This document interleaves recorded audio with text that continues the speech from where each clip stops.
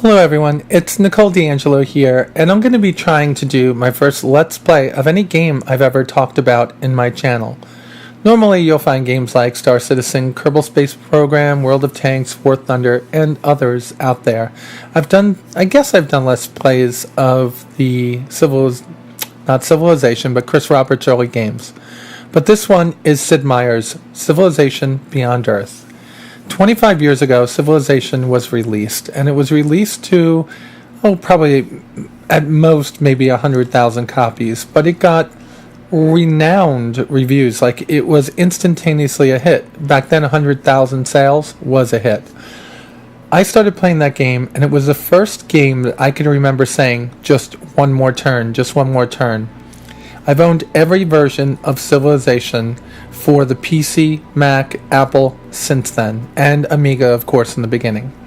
Now, in between, and I can't remember the date, it was back in the 90s, there was another game called Alpha Centauri. And Alpha Centauri took the end game of Civilization and brought you to where you actually got to, Alpha Centauri, and you would be colonizing the planet.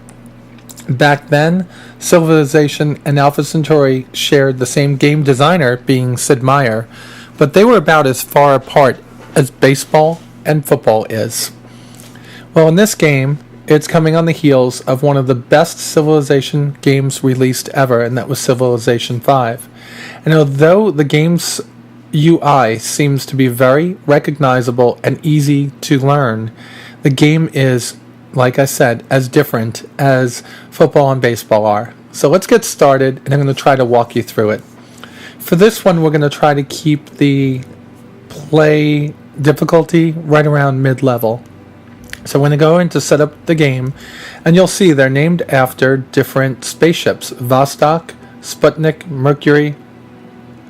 Vostok, it should be Sputnik, Mercury, Vostok, Gemini, Soyuz, and Apollo. Apollo being that deity level that you would have inside of Civilization 5. I'm going to choose Gemini for this one. I'm going to leave the game pace at standard, and I'm going to leave the map size at standard, only because I want this gameplay to not be so long and drawn out. We may try something a little bit longer in the future. So let's go here, and let's start talking about the differences here. In Civilization, by the time Civ 5 was done, you had 20, 30 different leaders. Here, you're picking a sponsor. Okay, you have ARC, and that's the American Reclamation Corporation, I think, or Reformation Corporation, Pan-Asian Cooperative, Franco-Iberia, Slavic Federation, Australia, that's Polynesia and Australia, of course, the Cavathian Protectorate, Brasilia, and the African Union. So I want to play this as a pretty unique setup. So what I'm going to do here is, I think I'm going to pick the Franco-Iberian, and you get a free technology every 10 virtues. And virtues, we'll get into that. This has so many things that are different from Civilization 5 that I guess we'll have to talk about all of them one by one. So we've chosen who we're going to go with. Now, I have played as Franco-Iberia, and I played as ARC before. Haven't played as anybody else, and for this particular playthrough, I think we're going to stick here for the play style that I'm going to choose for this game. Alright, let's move on to the next piece, where we have to pick our colonists. Now, my thing here is that I want to be able to build in harmony with the life forms on the planet, and we'll get into that a little bit later. I don't know which one is best here, but I'm going to go for artists, because it'll help my borders expand and help me get more virtues quicker, because virtues are going to give me a free tech every time I get 10 of them, and health is very hard to come by in this game, whereas money I could come by very easily by using the espionage system in this game, which is actually pretty detailed and pretty good. This is our spacecraft. Pretty much the things that we need to do with our spacecraft to get down on ground, reveal coasts, wider area for choosing where to land in the first city. I like this one. Tectonic scanner. That's so you can see petroleum, geothermal, and titanium resources. That's really cool because that means that when you're settling other cities, which takes a really long time, you're going to be able to know where these things are even before you settle your city, even before you discover the technologies by which you could extract these things from the ground. I think I'm going to go with this one. I know I said retrograde thrusters, but I'm going to go with that one. It's one I haven't chosen. All right, now we're going to choose our cargo. And we have the hydroponics, which are going to give us a little bit extra population in the first city. We're going to begin with a technology. We're going to begin with a clinic building in your first city. Now that helps with health, and that's something that really is a good thing to do. I like this one because pretty much workers are easy to get and soldiers are easy to get. I'm just going to start with this one, and again, because I haven't done it before. There are many other worlds. Obviously, I bought the upgrade to this, so we can start with all these different worlds. What I'm going to do is I'm going to pick one of the first ones over here, because those of you that did not get into the pre-order are not going to have these different pieces out there. So what I'm going to do is I'm probably just going to pick, let's pick a Terran world so it's more like what we live on today. And then what we're going to do is we're just going to come down here and click Start. Now this is where the game starts to differ, if it hasn't already. There are no barbarians in this game. There is alien life forms, and you will see them, and they spawn out of nests, kind of barbarian camps. But the difference is, these guys are badass. They will tear you up and tear down your city if you aggro them early in the game. So early in the game, the best thing to do is to live in harmony with these life forms. So this is the guy who's going to talk to us a little bit about our, advising us a little bit on playing the game. I'm going to leave him on. Okay. Now, here you see we have all these different things that we could see right now. We could see the Firaxis, which is one of the primary resources on here. But right now we have 2, 2, 1, 1, 1, 1. Really no resources around it. It's sad we couldn't put our city right about here. Is I have 2, 2, so that's 2, 3, 1, 2, 2, 1, 1, 1. Oh God, I guess it's putting me here for growth reasons, but I'd have to expand out pretty far to be able to get this resource that's revealed. Alright, so let's just take what they're telling us to take, and this is what happens. Our city lands from space with a population of around 1 or 2 or 3, depending on your different things that you choose. I think it's either 1 or 2. Now this guy's important. He's an explorer. You get one at the start of the game. In Civilization 5, what you get is a soldier, a warrior right in the beginning of the game. This guy is much more useful to you in the beginning than a warrior is. Okay, so we're going to go and we're going to start looking at the research levels at this point, and look at this. It's a web. Okay, there's a lot of different technologies that you can get, lots of different things, but what I want you to do is pay attention to these icons. You have icons that are for the harmony affinity, for the supremacy affinity, and for the purity affinity. Now, one thing to know is that when you left Earth had used up most of its resources. It was overcrowded, polluted, and disgusting to live in. So in a lot of ways, they're going to be coming to this planet with 3 different methods, 3 different ideals in how to run things on this planet. Now this is similar to the order, I forget what you called it in Civ 5, but you would pick freedom, order, or autocracy. So ideologies. This is similar to ideologies, but much more important later on, because by gaining levels, in other words, by unlocking these different pieces, you'll be able to upgrade your combat units. And this is the way that you get them to the more advanced units. And you'll see that as time goes on. Right off the bat, the most important thing that I can see to get would be trade convoy, so we could start trading as soon as we build our newer cities. And then we'll go into things like physics later on, so we can get some, I guess it's a ranged unit over here, observatory and launch complex. Genetics will give us something to gain more health. Ecology will give us something to pretty much push back this green gas, green spores that are going to hurt us throughout the game. So we're just going to choose right now pioneering, and it's just something that I've done the last 2 games and it's helped me pretty much. Alright, so I like to start off by doing my own thing with my explorer, because you're pretty much not going to be doing anything in this game for a really long time. Right here you can start off by building one thing, which is an old Earth relic. You could also build a worker, and you could also build an explorer or soldier. We have our explorer. We're not going to get attacked for a little bit unless we angry the local alien life forms. Initially, right now, we're the only people that landed made planetfall, and every one of the turns after this, another faction is going to be making planetfall. So what I think I'm going to do here is I'm going to pick the worker. I know it's more than this right here, but I'm not going to be interested in expanding the borders right off the bat. I'm going to be interested in making farms in this area and stuff. So let's just pick that, and if I've made a mistake, we'll know pretty quickly. You will make money, which they call energy in this game, and happiness, of course, is called health. So this is one of the baddest asses in the game. I don't like him. He always wants to attack everybody. He gets mad very quickly.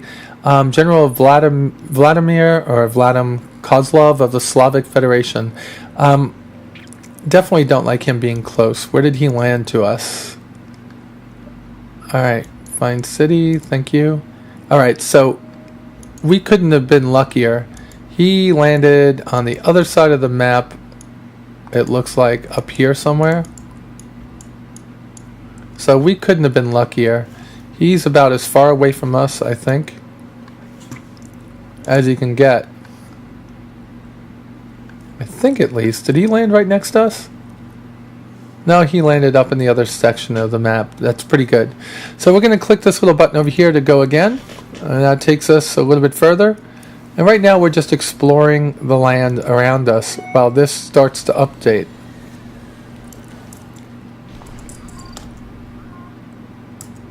Alright, here comes another person. And this guy is actually pretty cool. He's fun to trade with and hard to aggro, but he kicks butt. If he's close to you and you piss him off, he's going to come at you with a very strong army. Brasilia is got melee units that are better than everybody else's in the game right at the start of the game.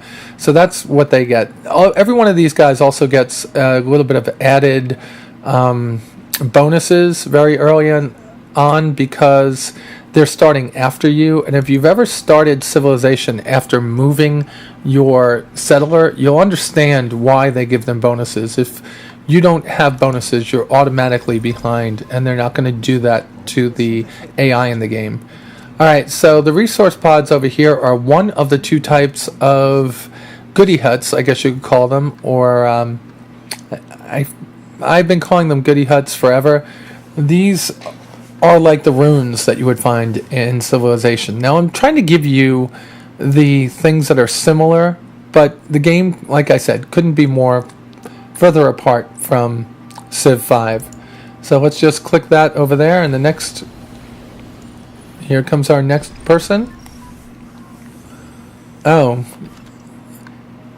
he is from the African Union. Okay. Isn't really good on production, but produces a lot of food, and he's a really nice guy. Don't piss him off. But we're going to be going for the Harmony Affinity, and from what I remember, the last 2 games, he doesn't really like that. So we're lucky he didn't plant his butt right on top of us. He might become a problem in the future, but we'll worry about that a little bit later. Let's go into the Goody Hut over here, see what they got.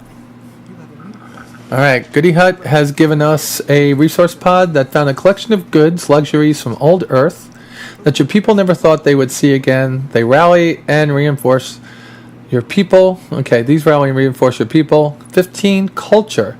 So culture is culture in here, and it's how you unlock virtues. Okay, so we're going to be able to unlock a virtue in just a few minutes. Well, actually, we can do that right now. And here's your virtues: might, prosperity, knowledge, and industry. Now, I haven't mastered this yet, and it's going to take me hours of playing this game to figure out what I want to do. Okay, but this one gives you things like free workers, and it gives you things right here. Free. Oh, sorry, one of them gives you a free worker. I guess we'll figure that one out in a couple of minutes. But one gives you a free worker, one gives you a free colonist. Okay, so I'm going to go down this one. I'm going to give some food in the first city, and we'll start seeing which way we go from here. I'm just going to go this way for a little bit, see this river. From what I see, rivers don't give you the same advantages to trade or food that they did inside of Civ 5. But I guess that's something that we'll have to see over time. Like I said, this is only my third playthrough, and I'm getting a gist of the game pretty much right now. So, I'm going to hit the button again. Alright, so this is the miasma we landed in. Miasma is green goo, and I intentionally landed on it to show you what happens. You see that -10? The -10 took health off me because I'm in that area where the spores are actually hurting my people. In the future, as we go on in this game, that miasma is actually going to become something that's going to help us to be more, to be stronger in the game than other people that aren't using the Harmony Affinity. So let's see what we got here. Alien nest discovered. So you've discovered an alien nest. Alien life forms will spawn from its location while it exists. That's bad. And so far we haven't seen the aliens, but they are bad people. And you can see how the ships say Firaxis on it, which is, Alright, this girl is actually another one that's pretty, if she's your friend, but don't get her upset, and we might be doing that because we're going to be going for an affinity that's definitely not something she wants to do. Alright, so we're going to choose goodbye over here, and we're going to see what this unit wants to do. And we're going to try to just go one turn at a time now, because if you click 2 turns, it will go 2 turns, and if there is a alien over there, you'll wind up going right into him, aggroing him, and probably getting killed. And I'll say that again a couple of times. This is Reslin right here. See where it says Reslin, Forest, Grassland, Hill? We can actually use this as a resource later on. Here we go to this Goody Hut, and this Goody Hut has, inside the resource pod, you found a cache of laboratory equipment from old Earth, made with precision techniques that are difficult to replicate on this planet. The equipment is eagerly welcomed by your scientists, providing 16 research, which probably got us very close to unlocking pioneering. Well, within 7 turns. Alright, so right now I'm just trying to see what I have around here. If you see, I cut a swath through here.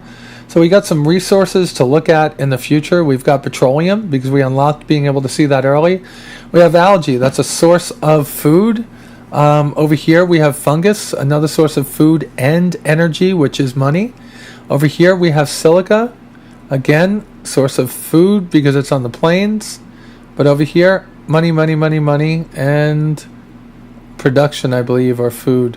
So we've got some good places to put cities, and we'll unlock some more things as we go on. So we're getting close. Alright, there we go. And this is going to tell us about health. Keeping your citizens healthy is a key to being a productive colony. Additional citizens make your colony more unhealthy, while virtues and some buildings provide positive health to counteract it. Try to keep people healthy to avoid research and culture penalties. In other words, when this number is negative, we get penalties in research and culture generation, and that's not good. So we're going to click on this, and of course we want him to heal for a couple seconds. And with that said, I think that we're going to start backing away from this for one more play turn, and then I'm going to put a cut in and begin the second episode.